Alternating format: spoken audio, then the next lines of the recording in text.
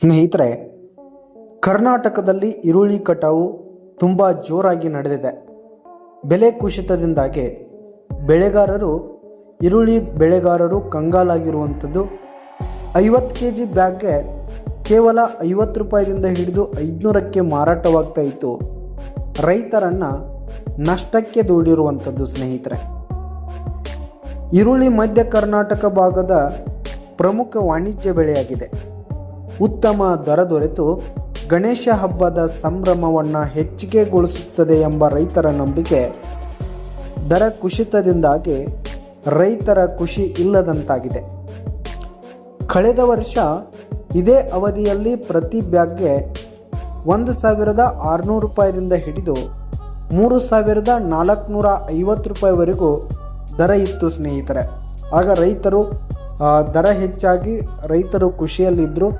ಈ ಬಾರಿ ಪ್ರತಿ ಕೆಜಿಗೆ ಕೇವಲ 1 ರೂಪಾಯಿದಿಂದ ಹಿಡಿದು 10 ರೂಪಾಯಿವರೆಗೂ ಮಾತ್ರ ಮಾರಾಟವಾಗ್ತಿದೆ. ಸ್ನೇಹಿತರೆ, ಜಿಲ್ಲೆಯಲ್ಲಿ ಈ ಹಂಗಾಮಿನಲ್ಲಿ ಕರ್ನಾಟಕದಲ್ಲಿ 40,000 ಹೆಕ್ಟೇರ್ ಪ್ರದೇಶದಲ್ಲಿ ಈರುಳ್ಳಿಯನ್ನು ಬೆಳೆಯಲಾಗಿರುವಂಥದ್ದು.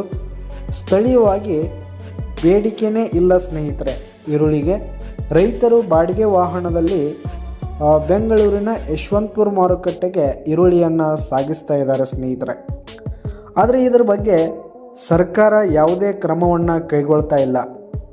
ರೈತರ ಕಷ್ಟದ ಬಗ್ಗೆ ಹಾಗೂ ಈರುಳ್ಳಿಯ ಬೇರೆ ರಾಜ್ಯಗಳಿಗೆ ರಫ್ತನ್ನು ಮಾಡುವಂತಹ ಕಾರ್ಯವನ್ನು ಸರ್ಕಾರ ಮಾಡ್ತಾ ಇಲ್ಲ. ಸ್ನೇಹಿತರೆ, ಯಾವಾಗ ಬೆಲೆ ಏರುತ್ತೋ, ಯಾವಾಗ ಸರ್ಕಾರ ಬೇರೆ ರಾಜ್ಯಗಳಿಗಾಗಿರ್ಬೋದು ಹಾಗೆ ಬೇರೆ ದೇಶಗಳಿಗೆ ಈರುಳ್ಳಿಯನ್ನು ರಫ್ತು ಮಾಡುತ್ತೋ ಕಾದು ನೋಡಬೇಕಾಗಿದೆ. ಸ್ನೇಹಿತರೆ, ಆದರೆ ರೈತರ ಪರಿಸ್ಥಿತಿ ಕೂಡ ತುಂಬಾ ಹದಗೆಟ್ಟಿರುವಂಥದ್ದು. ಇದರಿಂದ ರೈತರು ರೊಚ್ಚಿಗೆದ್ದು ಪ್ರತಿಭಟನೆಗಳನ್ನು ಮಾಡ್ತಾ ಇದ್ದಾರೆ. ಹಾಗೆ ರೋಡಿಗೆ ಈರುಳ್ಳಿಗಳನ್ನು ಸುರಿವಿ ಪ್ರತಿಭಟನೆಯನ್ನು ಕೂಡ ಮಾಡ್ತಾ ಇರುವಂಥದ್ದು. ಸ್ನೇಹಿತರೆ, ತಮ್ಮ ಅಳಲನ್ನು ಹೊರಹಾಕ್ತಾ ಇರುವಂಥದ್ದು. ಯಾವಾಗ ಸರ್ಕಾರ ಎಚ್ಚೆತ್ತುಕೊಳ್ಳುತ್ತೆ ಅಂತಕ್ಕಂಥದ್ದನ್ನು ಕಾದು ನೋಡಬೇಕಾಗಿದೆ. ಸ್ನೇಹಿತರೆ, ಧನ್ಯವಾದಗಳು.